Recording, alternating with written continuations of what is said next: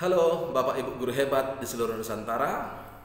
Perkenalkan, saya Rimpun Mangalam Ambarita, berasal dari kota Pematang Siantar. Di kesempatan kali ini, saya hendak berbagi pengalaman tentang pemahaman saya terhadap filosofi pendidikan yang disampaikan oleh Pak Ki Hajar Dewantara. Pendidikan yang memerdekakan. Saya awali dari sebuah pepatah Latin yang mengatakan, non scholae sed fidelissimus. Kita belajar, kita sekolah bukan untuk nilai doang, tapi kita belajar dan sekolah untuk memperoleh hidup. Itulah dasarnya.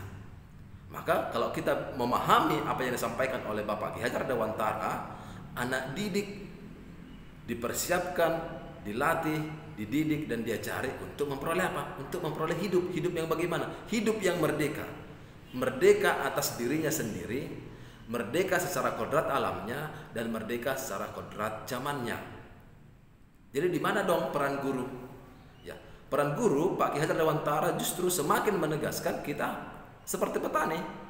Kita cukup hanya menuntun. Kita cukup hanya memelihara, memfasilitasi mereka supaya kelak bisa menjadi agen-agen perubahan atau pemrakarsa perubahan-perubahan baik. Analoginya adalah petani harusnya tidak lagi berfokus pada masalah benihnya baik atau buruk. Tapi petani yang sebenarnya adalah mereka mempersiapkan segala cara merawat, memelihara, memberikan pemupukan.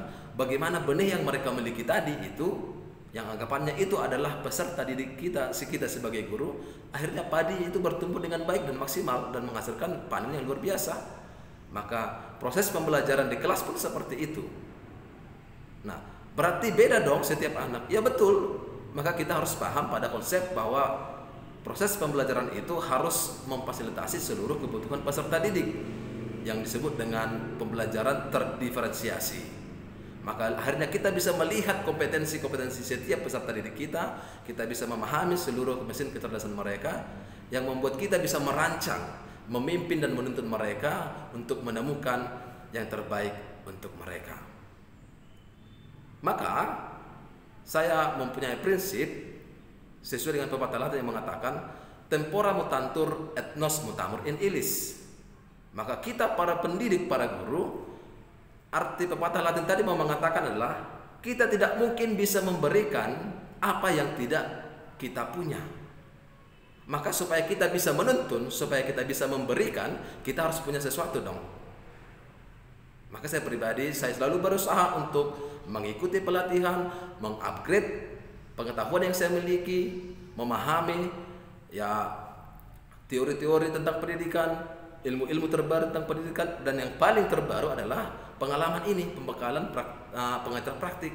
Saya akhirnya disadarkan bahwa konsep yang selama ini bahwa anak itu dapat saya bentuk sesuai dengan apa yang saya inginkan ternyata salah.